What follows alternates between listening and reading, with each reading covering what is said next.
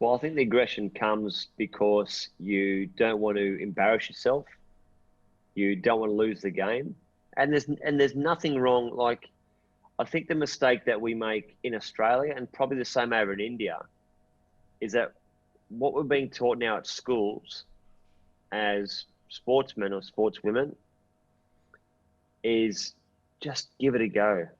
Doesn't matter if you win or you lose, just give it a go. And I understand where they're coming from, right? But I don't always agree with that comment, because if you say, okay, in sport in school, just give it a go. Doesn't matter if you win, doesn't matter if you lose.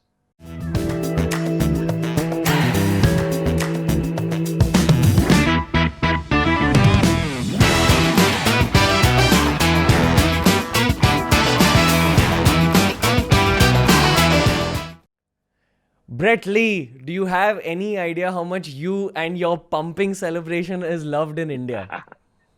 Thank you, mate. Namaste. आप कैसे हैं? नमस्ते, हम बढ़िया हैं. आप कैसे हो? एकदम बढ़िया, सब ठीक है भैया. Nice to be here, Ranveer. Nice to be Yeah, here. do you have any idea about the amount of love this country has for you? I know that you have a lot of love for the country, but you're still remembered as one of the most loved cricketers the country's seen. Well, look, that's a lovely comment. So thank you very much, and I love your beautiful country, which is why I keep coming back. I've had some amazing moments and memories in India, and I love it. It's just the most amazing. It's my second home, which is why I love it. What's the most common question that you're asked in India? Like when you're giving interviews in India, what do they ask you to do?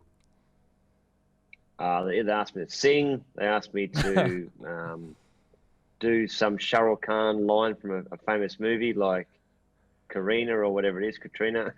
Excuse me. So just some strange stuff, but look, it's all good. It's all fun, and that's what life's about. Can I ask you a slightly curveball of a question to begin with? Go for it. Is it true that you had a crush on Preity Zinta and you wanted to get married to her? Nah, look, she's a great friend of mine, actually. When we first met back in about 2003, I think it was, at the IFA Awards, the Bollywood Awards. Yeah, we sort of met there, and I had to introduce her as the leading actress award, and there were four names, and I wasn't allowed to look in the envelope to see who won because it was all done professionally. And when I said, and the award for the leading actress goes to, here are the nominations, and up on the screen, the four names came up, and I thought, all I can do is pronounce one name. All I can pronounce is Preity Zinta. I'm praying it's Preity Zinta. And of course it was Preity Zinta. You know, back then I wasn't as familiar with the Bollywood scene and just getting to know it, getting to understand it. And then playing for Kings 11, we became really good mates. And that's what life is. It's about new friendships. And yeah, she's a wonderful person, a great actor, and a great human. So if you had to describe your career in cricket in one sentence, how would you do it? And then how would you also describe your career post-retirement in one sentence? I think my career in one sentence, from my outlook, would be hopefully someone that watched me play enjoyed watching me play as an entertainer, and they would say that he always gave his best. Now, I wasn't there for the record books. I wasn't there for the notoriety. I wasn't there for the fame. I was there to entertain and have fun, and I loved it, and hopefully people enjoyed it. And what about your career post-retirement? I'm hoping that they're enjoying my commentary. I hope they enjoy my insights into, I guess, what allowed me to play at the top level for close to 20 years. Certainly 13 years of that for Australia. And I'm also so glad now that I'm still being involved in cricket to watch these young guys coming through. Beautiful. So we put up a question on our Twitter. We requested our fans to send in their questions for you. And the most common question was, how did you actually get so fast? Because, I mean, lately we are seeing a resurgence of fast bowling in India. I won't call it a resurgence, but like, this birth of fast bowling in India has happened. And this entire generation has watched you and Glenn McGrath bowling really fast, especially you. So how did you reach that mark of being considered one of the world's fastest ever? Like, is it something you build up on? Is it something you're gifted with naturally? I think it's definitely a natural gift that I have been lucky enough to get, Ranveer. So my mother was a sprinter, so she had very, very fast twitch fibers. She was obviously gifted with the ability to run very, very fast, and then we probably got those genetics. So to make a good fast bowler, you have to be a good runner first and foremost. So I did like a lot of athletics growing up, a lot of sprint work, and a lot of determination, because people can bowl 140 Ks, or guys might be able to bowl 145 Ks, but for how long can they do it? And not that long, because it's hard work. It's hard on the body. You have to play with pain consistently. You have to be able to play with muscles that are strained, ligaments that are torn, bones that are broken, which I've played through all of that. And it's having that mental strength upstairs that actually makes you the bowler that you are. So with the love of the game, with the passion, with the determination, that's what makes a good fast bowler, I think. Yeah, they say that fast bowling is not meant for the human body, just the No, it's nature of not. fast bowling. Yeah, but at what age do you start feeling that? Do you feel that early when you're training to become a fast bowler? Do you start getting injuries then itself? Or is it like over time? Well, I think I was always very short growing up, at school. I was one of the shortest. And I had a growth spurt at about the age of 15, 16. And about 15 years of age, because I started playing when I was 9, and I was always the fastest bowler in the team. I never wanted to bowl spin. I couldn't bat. So I guess bowling was the only option. And at the age of 15, I just thought, you know what, there's something here, that I'm playing against guys who are 22 years of age and I'm bowling as fast as them. And that really, really excited me. So then I pushed that next level. I kept trying to push and push and push. And of course, you get your first injury. Mine was my lower back. I had a broken back. I was in a back brace for 16 weeks. And the easy option for me would have been give up, focus on my studies, focus on another career path. But I thought, no, I'm meant to play cricket for Australia, so I'm not going to give up until I do it. Gorgeous. Who would you say was your mentor in the Australian cricket team? You made your debut against us again, so again, there's Yes, that connection I for did. you. Of But course. but within your own team, I'm sure you had like a big brother or whatever you want to call it. And what did that person teach you? Or those people? What did those people teach you? Well, the one person I continue to look up to is probably Stephen Waugh, our captain, the type of guy that just always wanted the best for his players and always demanded the best for his players, and got the best from his players because everyone looked up to him and actually didn't want to let him down. So if you don't want to let your captain down, you don't want to let your team down, you don't want to let your country down, you don't want to let the fans down. It all snowballs from that. So even to this day, I still love catching up. I caught up with Steve last week, and we had a bit of a chat, and we had a pizza, and just chatting about the good times. And I don't know, it's just that he was very strong in that mental strength, that mental disintegration of other teams, making sure that when you have a team down, you keep them down, that keep the foot in the throat type of mentality. But then also, after the game's finished, be the first to go in the change room and shake hands. And that was very important to me. Very, very Yeah.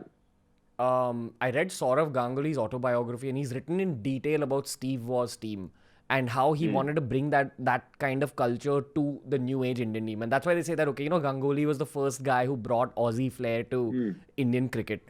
But also, I gotta highlight the bowling unit, because that was the bowling unit we feared, like you, Glenn McGrath, Jason Yeah. Gillespie. So when y'all were facing that Indian batting lineup with all our greats, Sehwag, Gambhir, Ganguly, Dravid, Tendulkar, obviously, what were I your know, conversations? Lakshman. Lakshman, in what were your conversations in that bowling unit amongst each other? Because y'all are out there aggressively like to go and get wickets. So what did y'all talk about? Was it always strategy? Was it aggression? Because when everyone saw the Amazon Prime series, The Test, I'm sure you have as well, and that opened up our eyes to the other side of cricket. So I'm curious about that. What were the conversations like?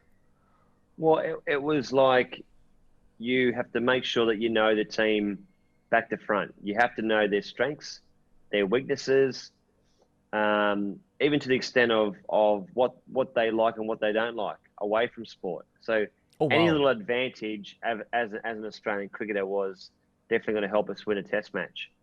Know that know the guys that are frail. Know the guys that might be a bit soft. Know the guys that might be a bit weak, or not. Know guys that you don't talk to at all. There were guys around the world. If I played against Brian Lara or Sachin Tendulkar, I never said a word because I knew if I said a word, they would then just go switch on and they'd bat the whole day. Right. So and there were players where it was okay to say a few words and try to sort of get underneath their feathers. Um, that's all part of the game. That whole sledging or gamesmanship is fine, provided that you stay within the laws of the game, but most importantly, within the laws of life. You're not going to go and racially vilify someone, swear so the kids at home are watching or listening on TV. So provide that you don't cross those boundaries, which no one ever should, then it's fun. Like, I'd be, if I was playing up against you now, I'd be saying, that's a lovely blue shirt you're wearing, mate. Did you borrow that off your little brother? You know, Stuff like that. Got it. But it's a great shirt. But then, you think deep down, is it too tight? Is it a nice shirt? Is it not a nice shirt? It's a great shirt, but that's just an example. So then you get inside people's minds. They start thinking about the shirt, then they don't think about the next question, or they start thinking about not playing the next ball, or you know, your teammates were saying that you hit the ball harder than anyone else in the world, but what I've seen today, you actually hit them quite soft. Then they might try and hit a hard shot and nick one off. Fun stuff like that. So Right. it's all part of that gamesmanship. You basically try flicking them off their focus field. That's what I Exactly. feel. It's all part of it. It's great. And as a bowler, they say that fast bowling is probably the toughest job on the cricket field and probably Definitely. in the cricket world.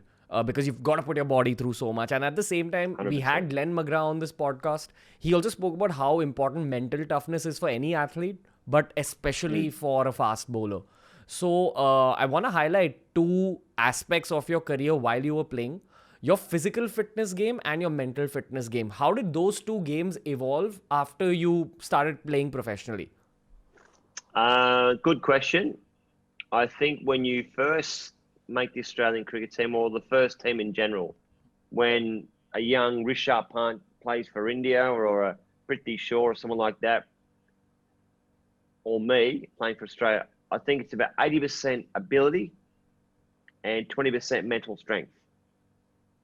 Then over a number of months, years, it becomes 20% ability and 80% mental strength, because you've already got there because of your talent, and talent is something that you can go in form slumps and stuff, right? But it's how you deal with that form slump. So for me, it was always, how do I get out of that rut? How do I get my body right? So it's that mental strength. So I know that I'm, in terms of physical fitness, or those skills, I think I'm okay to play at this level. But to actually believe I'm okay to play at this level, if you don't believe it, you're not going to be any good. If you believe it and you commit to it, then you'll be a good player. If you haven't got the talent and you believe that you're better than what you are, then obviously that's not going to work either. So it changes, and the guys that have done well in sport aren't necessarily the most talented, gifted players. We always hear, and you've heard this probably 1,000 times, that guy or that girl is so talented, but they just couldn't get on with it. That player is such a talented player, but he keeps getting out. That that businessman is so talented, he's so switched on, but he just can't close that deal. It's got to be upstairs. It has to be that mental strength. So I've always believed that you've got to harness that raw natural talent. If you haven't got natural talent, you won't make the team, period. So you have to have natural talent. If you've got natural talent and you work on those skills, then you'll be good. But to get that next level, that's when that mental strength kicks in. How do you train that? Like, I'm sure it's not everyone's cup of tea to just have it from the get-go. So is it the teammates who kind of give you the mental strength? Do they make you do meditation? What is it? How do you work on it? I think it comes from your family, most importantly. Firstly, my mother was the athlete, and my dad was that mental strength, never give up, never say die attitude. And together, my parents were the perfect blend for us. I mean, I was so lucky, you know. And I've got a very, very close relationship with both my parents, and they are, you know, they've been married for nearly 50 years. They are the most amazing people. Not 50 years, I think 40 years, I should say, 40 odd years. They're not that old. Close, but yeah, so they, you know, they taught me from a young age about what that mental strength's like. Then it becomes how stubborn you are. I think stubbornness is sometimes frowned upon because someone says, oh, he's stubborn or she's stubborn. That can be fine too. A person that's stubborn is okay because they generally get what they want. So to get to where you got to, I'm sure you've had setbacks. I'm sure people have said to you, it's a hard industry, you know, try something different. That's the easy option. Go the safe option. But look at you now, you know, you're achieving your dream through hard work, dedication, and being stubborn in a nice way. And that's fine. So it's that stubbornness that I take is that when someone says you can't do it, right? I'll see about that. They and not also proving them wrong, but proving to yourself. They also say that fast bowlers are the craziest people on the cricket field. Is that Probably. true? Probably. Do you think it's a I think you version have of to have this? a bit of that wide line fever. Definitely. Yeah, I think Glenn McGrath said the same thing. But I've also got to highlight your physical fitness because it was one of the questions sent in by our Twitter. Just before you kind of dive into that question, I want to highlight what you mentioned earlier about fast twitch muscle fibers versus slow twitch muscle fibers. So they say that people are genetically gifted with more of one of the two. So either gifted with more fast twitch or more slow twitch. And usually people who are gifted with more slow twitch are better endurance athletes. But people who are gifted with more fast twitch are more explosive athletes. So say someone like a Brett Lee or a fast bowler would have a lot of fast twitch muscle fibers, probably. And someone who's like a great test batsman might have more slow twitch fibers, for all you know. Yep. But how would you kind of talk about your own fitness, Brett? Like, how did that go up? Because we've seen how the performance of the Indian cricket team changed after Kohli introduced fitness. So, and we've also seen you and Andrew Simons and say like Ricky Ponting, who are fit always. And we would see our team, which wasn't at the same level in terms of physical fitness. So what was your physical fitness regime, and did it play a role in increasing your speed of your bowling? Well, that first point that you made about the fast twitch fibers or the slow twitch fibers, that is what your genetic makeup is, and you unfortunately can't change that. So maybe speak to your parents if you don't believe you got the raw end, or if you got a great deal. But also too, just because you might get slow twitch fibers doesn't mean that you can't achieve something in a different style. So a spinner might have more slow twitch fibers, but become one of the world's best spinners. You know, they mightn't be the best runner in the team, but they're a good batsman. Normally you see the guys that have the fast, or the girls that got fast twitch fibers, generally go towards something that needs fast twitch fibers, which is the reason why they are successful. So a fast twitch fiber person would generally be a runner, or like a sprinter, you know, a soccer player that needs that explosiveness, a boxer that needs that to be on sharp. So you are, I guess, funneled or dovetailed into a chosen sport through what your ability is. And that's just common knowledge. And you have to accept that. I mean, I'm useless in the pool. I'm not a great swimmer. But like, that's that endurance athlete. It's different fitness. Me personally, about fitness, I want to be the fittest in the team. So I wanted to be able to run the longest. I want to be able to bowl the most amount of overs. There was a game in Adelaide where I bowled in a one-day match. I bowled 10 overs straight. Wow. Done. It was like 40 degrees. And I just wanted to do it because I had the physical fitness to do it and actually felt great. And so to me, it's like having a regime without having a diet. I do not believe in fad diets. People starve themselves for 2 days and they don't eat and they go, I've lost 5 kilos. Great. Well, they lost 5 kilos of water or 5 liters of water, and they eat again, they drink, and they put it all back on. So consistency is the most important thing. I live my life by making sure that I train in order to enjoy myself. I love food. I love having a cold beer. I love eating greens. I love being healthy. So I love having chocolate. So, I'm saying I love healthy, green. I don't mind a pizza or a beer or some the odd fast food type of thing. Everything in moderation. I think it's very hard to completely wipe something out and then not have anything of, because then what happens is, or people go 5 days of amazing eating and then they get the weekend, they go, it's the cheat weekend, and they eat all rubbish.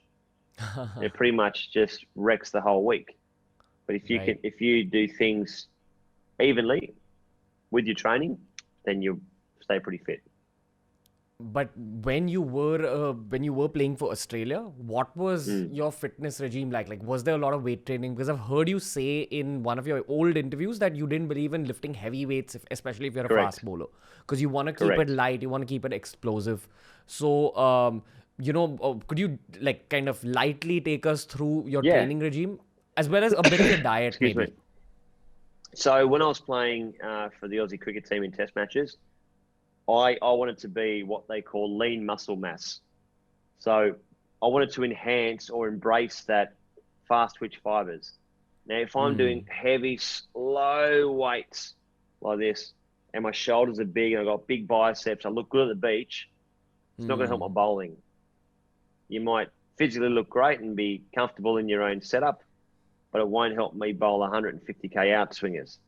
So I Right. needed lean muscle mass that I felt like I was quick, could turn my feet over quickly. So my average weight session would be some, push-ups, chin-ups, sit-ups, keeping it very simple, which is stuff that you can do at home. You can find somewhere to do a chin-up on a door somewhere, or find a bar down the park, or do something, push-ups and sit-ups, and then I do a lot of sprint training. So that was generally my fitness. When I was, getting ready for a big test match. So if I'm playing like they are on the 17th on Thursday, where are we now? It's Tuesday afternoon here in Sydney. I would then go, right, I need to now start eating tonight. I need to prepare for the game on Thursday. So my preparation in terms of what I'm eating starts today, 2 days out. So I'd start what they call a carb loading. I'd have a lot of pasta, sometimes a lot of red meat, other times not a lot of red meat, depending on how I felt. I didn't want to feel sluggish, but a lot of carbohydrate, a lot of pasta, as I mentioned, heaps of hydration, which goes hand in hand. So that when I get to the game, I've fueled my body.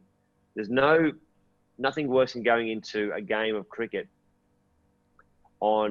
imagine your car fuel tank being half empty, and they say, right, you have to drive 1,000 kilometers down the road, but you've only got enough fuel to last you 500.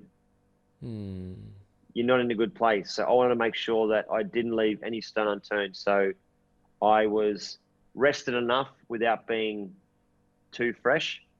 So I'd probably rest the day before. I would train really hard, have a good bowl 2 or 3 days out, like flat out, as quick as I could for maybe an hour.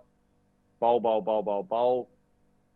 The option the day before on Wednesday, like tomorrow, I'd go, you know what? I've had a really good bowl yesterday or today. I feel good. I'm going to have just a light walk, get my body feeling fresh again, have a massage, hop in the bath with some salts, smash my hydration, have my pasta, have a good night, have my 8 hours sleep. Sleep's the most important thing. And switch off cricket. Don't think about cricket on Wednesday night. Get the guitar out, sing some Mukabala. Relax. Aram say, right? You got to relax. Nice. Switch off cricket. Don't watch cricket. Don't think about cricket. Wake up in the morning, have had a great sleep, 8-9 hours sleep, you beauty, have a coffee, have a nice fueled breakfast, then go, right, cricket starts in 3 hours. Okay, who are we playing against? India. Okay, so I've done my preparation the last few days. I worked on bowling my outswinger because I want to try and nick off Sachin Tendulkar. I then came around the wicket and bowled the big in-swinging Yorker to Adam Gilchrist, who was then my Sourav Ganguly. So I knew that when he came out to bat, I've done the work already. So that's the preparation. Doesn't always go your way, but the more that you prepare, the luckier that you become. Brett, so you mentioned Sachin. Is it fair to say that he was probably your biggest rival on the cricket field or in your career? Or if it wasn't him, who was it? Oh, definitely. There are two players. Well, there are probably three players that I will always talk about who I love to bowl to. The first I always say is Sachin Tendulkar. Absolutely. Why? The best, in my opinion, was one of the best batsmen ever to play the game, if not the best. Brian Lara. I still believe that Sachin Tendulkar is the best batsman ever, in my opinion. Brian Lara is really close. A different style of play, so it's hard to compare different styles of plays. Like if I bowled off stump line, Sachin would go hit me through mid-off or cover. And I knew that if I bowled leg stump, he'd whip me through mid-wicket. I could bowl to Brian Lara off stump line and he'd go, bang, down the ground for 4. Next ball, same ball. Turn me around, 4 behind square. Next ball, cut me through backward point for 4. So unpredictable. So that's the reason why, and obviously because he's world-class Brian Lara and a great guy. And the other guy is Jacques Kallis. I believe that, in my opinion, Jacques Kallis is the best cricketer in the world. Because when you think about a guy that is, close to 300 test wickets, can play in any team as a premier fast bowler, and the amount of runs scored, excuse me, think about Jacques Kallis, close to 300 test wickets, can score as many, wickets, it takes as many wickets as any premier fast bowler, or being a team that scored the same amount of runs as Ricky Ponting. You combine, a Ricky Ponting with a world-class fast bowler, put them together, and that's Jacques Kallis. It's like, wow. Who would you say in the modern day, if you could name like 4 or 5 batsmen from the modern day, so your Kohlis, your Rohit Sharmas of the world, your AB de Villiers, who would be the closest to these 3? Look, I think some of the best batsmen I think are closest to the standard of a Sachin Tendulkar would have to be Kohli. I mean, his record is phenomenal. If he plays another 8 years, he'll surpass any milestone that the world's ever set. Will he score 400 plus in a test match? I don't know. Will he play 200 test matches for India? Probably, if he wanted to. Because what is he, 30, early he's 30s? Like 30, 31, 32 right now. 32, I think. Yeah. He's very fit, maintains his fitness, looks after himself, is super committed. He could play easily another 8 years. So he could easily go past 200 test matches. He's definitely one guy. Stephen Smith is the other guy where I think can and will be anything that he wants to be. Now, if you look at Stephen Smith's technique, you go, it's wrong. It's everywhere. It's all over the shop. It's not high elbow hitting through the line of the ball. When he actually hits the ball, his head's very still. There's a lot of stuff that happens beforehand, but it works for him. He's got an unbelievable record. So probably Coley and Stephen Smith are the two guys I think that can, are destined for greatness. Right. Because you mentioned Kohli, I've got to bring up the topic of aggression, and this is something I asked Glenn McGrath as well. When Yeah, you're an international athlete, you have to bring aggression to your game. But post sure. retirement, where does it go? And I've also got to link you to my other question, which is that does it go into entrepreneurship? Because a lot of people on Twitter asked about that. There are a lot of cricketers post retirement end up getting into some form of business or entrepreneurship. So do you fuel it there? Or if you don't fuel it there, where does that aggression end up going? Well, I think the aggression comes because you don't want to embarrass yourself. You don't want to lose the game. And there's nothing wrong. Like, I think the mistake that we make in Australia, and probably the same over in India, is that what we're being taught now at schools as sportsmen or sportswomen is just give it a go. Doesn't matter if you win or you lose, just give it a go. And I understand where they're coming from, right? But I don't always agree with that comment, because if you say, okay, in sport in school, just give it a go. Doesn't matter if you win, doesn't matter if you lose. Oh, but hang on, in your exams, you can't fail. You have to get 80%. If you get below 50%, you failed, and then you're rubbish. What's the difference? You can't say on one hand, doesn't matter whether you win or lose. On the other hand, so if they said about your studies, doesn't matter as long as you have fun, go in there and enjoy it. I mean, it'd be an uproar, wouldn't it? So I always say to kids, play to win. Nothing wrong with trying to win. That's the reason why you play sport. At the end of the day, there's a winner and there's a loser. That's what sport is. But you have to be a gracious loser and a gracious winner. So when you do lose, which will happen, and I've lost so many times, understand why you lost, how you lost, and how that will never happen again. But also embrace the fact that someone else has won and they've done a good job. So make it hurt you. Make it go, okay, this has really hurt me inside. Okay, I'm going to deal with that separately. But congratulations to India, the way that you guys played today. What a great win. Really happy for you, Sachin, getting your 42nd 100. Brilliant. Inside of my head, I'm going, I'm really happy for him. I'm generally happy for him.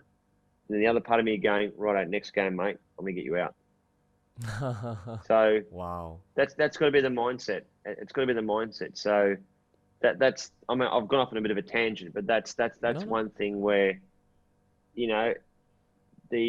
the schooling and social aspect I would change about, we don't want to breed children that are just vanilla. They're just floating down the road and they're just whatever. We want Yeah. people to be good athletes, but respect the game. And when you lose, make sure that you appreciate the person that's won. Yeah, and that's what I love about Australians generally. You're a great conversationalist. Y'all have this channelized aggression, I feel, in you. And this is from all the Australians I've met while I'm traveling. If it's Glenn I've spoken to on the podcast, it's always the same trait. Yeah. Great conversationalist, channelized aggression, really friendly, really, really friendly. Thanks. Why does that happen? Like, what's this culture of Australia that breeds people like yourself or Glenn McGrath Well, look, I or think Ben Simmons or anyone? I think it comes down to that last part of that second last question was, where does the aggression go? Well, it stays in the field. That's why I have other interests in life. Like, I've always made sure that even whilst I was playing for Australia, so at the age of 17, I started working in a menswear store. And I still work in a menswear store today. I still got a clothing line, which I do with the same boss that gave me the opportunity, because Wow. I believe if someone gives you a chance in life, you should always look after them. And it's great for me. So it keeps me grounded. It's a great outlet away from sport. I love my music. So when I've been playing in Sydney, and it's now day 3 of the third test, and I'm in Sydney, and Sachin's on 133 not out. We've got India, 2 for 280. if I go back to my hotel room and think about what did I bowl that bouncer, why did I bowl the Yorker, why did I bowl that full toss, how come I didn't try that? I'd be a nervous wreck. So I'd go home and I'd switch off. So the aggression stays on the field. Get the guitar out. I recalibrate my life and my zen. Enjoy my night. Get a good night's sleep. Get up in the morning, have a swim, feel fresh, or thrash in the pool, as I said, because I'm not a great swimmer. Get to the ground and go, right, game on. Okay, what did I do wrong yesterday? This. Clear mind, feel fresh, go out and do it. You know, Virat Kohli or Sachin, they always talk about how much they enjoyed touring Australia. And they say that they kind of feel different. And obviously, they're Indian cricketers, so here they'd get like hounded if they go out on the road. But they also talk about the country and they also talk about it as one of their favorite places to travel in. So, what can an average Indian expect if he's coming to Australia? What does he take back there? Because I feel that every place you travel to gives you something. So, what would Australia give an Indian? Love and a great time. And that's the most exciting part about what we're going through right now with this whole pandemic, this COVID. And I'm so excited to 2021 to click over or click in, whichever way you want to look at it. So 2020 can go and get stuffed, if I'm allowed to say that. It's been a horrible year for a lot of people. So I'm looking forward to 2021 because it's going to be a fresh year, a fresh start. The way that the Australian public have dealt with this pandemic, the way the Australian government have done what they've done has allowed us to come back to a normal back end of the year and have a normal life again. I can now leave my house and go down the road, grab a coffee, sit next to a person, have a chat, go and have a beer at a pub, go and sit in a restaurant, have a feed, and do all these normal things again, which we now, we always did take for granted, but now we love it. And the fact that I'm not in the bubble, this is amazing. So what we offer as Australians are a place, an island, a big island, a massive country that is relatively, if not COVID free, because the COVID cases that have come in from overseas have been put into a isolation, and all the normal transmissions that happen between people to people hasn't happened now for a long time. So that, we're in a very safe environment, which is great. But all that aside, even before COVID hit, we are, I think a very patriotic country. We've got a lot of multicultural, different languages spoken here and different cultures. And, there's a huge Indian population just down the road from where I live. And we've got some amazing things to see. So what Indians that will come from Mumbai or Delhi or Chandigarh that will take home is that Australian love and a part of being an Australian, part of this wonderful country. So come and see, firstly, the big draw cards, the Harbour Bridge, the Opera House, the Sydney Harbour. Go out to Dubbo, head out to the zoo where that's, it's a long drive and it's in the middle of getting towards not the centre of Australia, but get away from the hustle and bustle. Go out to the countryside, go to the Great Barrier Reef, have a tour. I could take a tour personally of the SCG. And I know that a lot of Indian people that love sport, love cricket would go, what about going to the SCG? How good that'd be amazing. So there are so many great things to see. The Blue Mountains, go to Uluru, Ayers Rock, go and see our local traditional, owners of the land, the Aboriginals. I mean, there's some wonderful things to do, and which I highly respect, because we've come here a couple of 100 years ago, and I think that it's really important that we honour that as well. So there are some wonderful artworks to see that the Aboriginals do and all that type of stuff. So there's so many things to do, but the only thing I'll say is that leave some time. Like, don't make it a 3-day holiday. Make it a couple of weeks, because you need, Australia's a big place. And what do you gain from the people? Because I'm sure that the people have a role to play in the culture that's developed, and all the athletes come out of that culture. For example, I asked Dwayne Bravo this. I asked him, what do you carry from the Caribbean onto the cricket pitch? And he said, you see it. You see the flair, you see the power, you see the Yeah. relaxation. So I'd ask you the same question, that as an Aussie, other than the channelized aggression, what else do you end up carrying? I think you'll take home the Aussie humour, which is very, very important.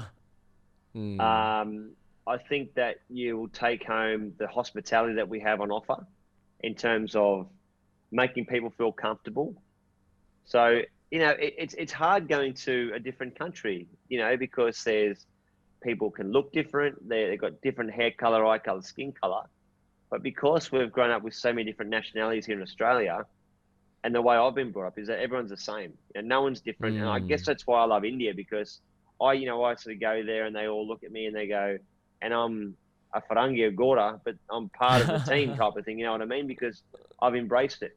It's the same Yeah. here. People will embrace people that want to be embraced. So have an open mind, have a smile on your face, and just say at the end of the day, "G'day, mate," and they'll say, "G'day, mate," back. What's India taught you about life? India's taught me that it doesn't. It's not what you don't have. It's how you deal with it.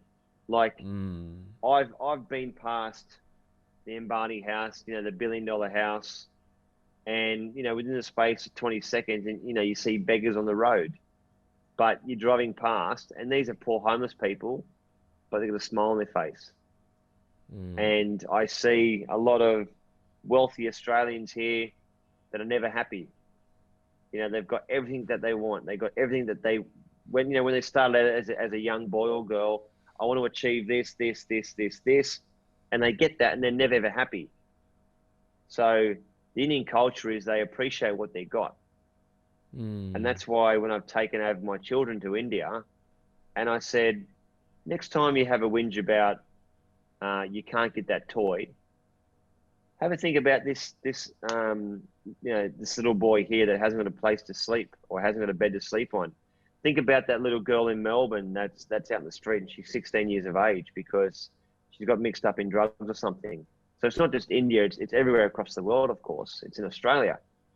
But Hmm. you teach people, you teach kids the real lessons in life, and that starts from the family. That starts with love, from a good parenting, from a loving household. So I'm very close to my family, and I believe that's why I love the Indian culture, because you guys look up to your parents as you should.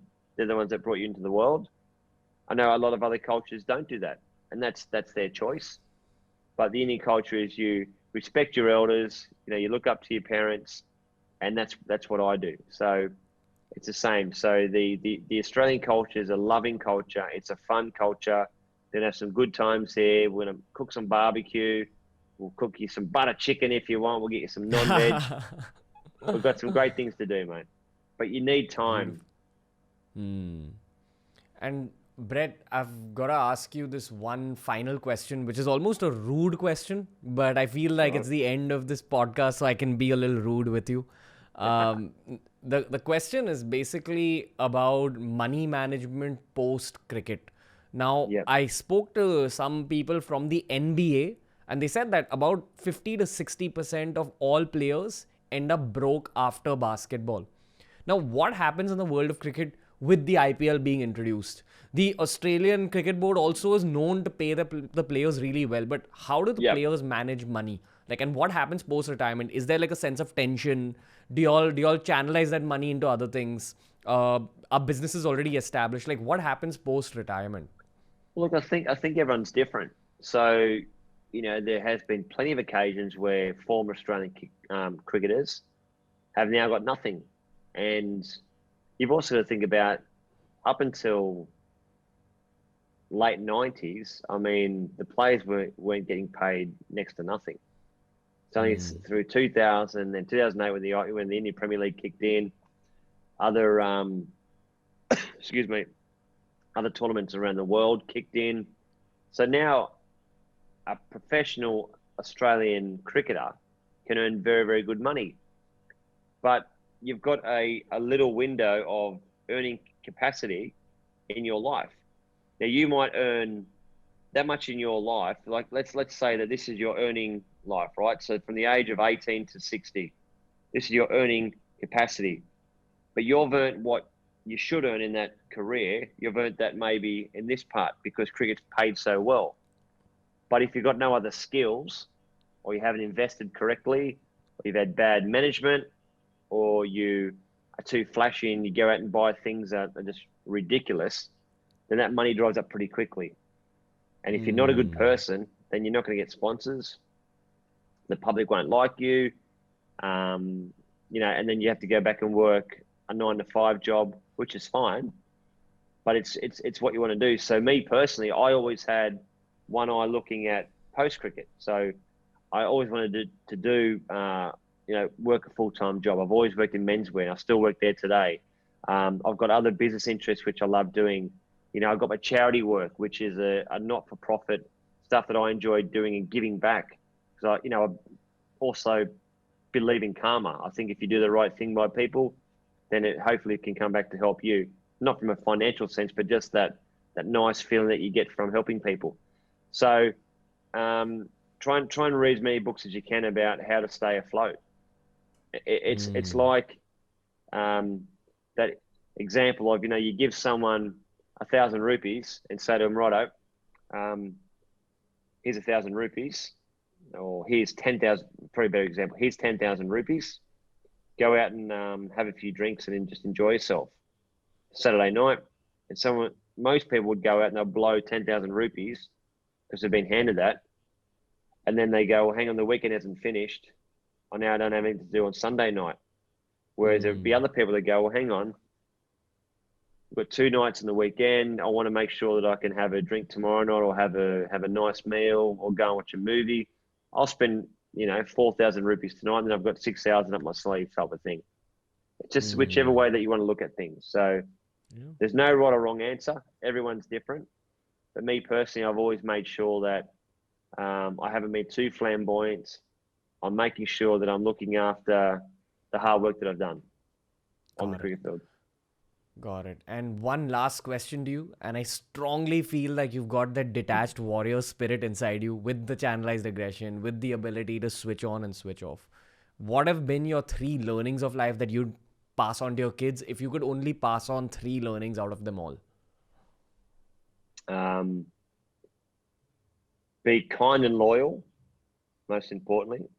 And I think in that branches off, treat people the way that you want to be treated. Okay, so just be, and that comes under the umbrella of being a good person. It's okay to be stubborn. Have that stubbornness. So if someone says you can't do that, I'm gonna prove you wrong. I'm gonna prove myself wrong. Be stubborn. The third thing would probably don't take yourself too seriously. It's okay to have a laugh at yourself, because there are a lot of people that are so uptight. They're so worried about what people think. If you can't laugh at yourself, how do you expect someone else to laugh at you, or be able to treat you differently? So to me, I'm just at 44 years of age. Of course, my name is Brett Lee, but I'm just dad. Okay, I'm a former Australian cricketer. I'm now a current cricket commentator, which I love doing, and I'll use my profile that I've built up through cricket to watch cricket and to commentate on cricket. But that's one small part of my life. The most important part, and the part that I love, is that I'm just a dad. So I'm dad. I'm like any other dad out there. I love going to watch my kids play sport. I love watching my daughter go to gymnastics, those types of things. So it's just having that clear balance, and never believe that you're above anyone else. Beautiful. Brett Lee, thank you. Big namaste and dhanyawad to you. Really appreciate it. Thank you for sharing your wisdom. Honor having you on the show. And of course, I'll be linking all of Brett's handles and the handles of Tourism Australia down below. Make sure you check them out. Thank you, Brett. This was amazing. It added a lot of value to my head and my listeners' heads. Thank you. Well, thank you to all your listeners, and please come out to Australia. Have a Merry Christmas and a Happy New Year, and up से मिलकर खुशी हुई. Same. आपसे भी मिलकर बहुत खुशी हुई. This was a childhood dream for me. Thank you, Brett. Done. Thanks, brother. Take care, mate. See you, Ranveer. Yes.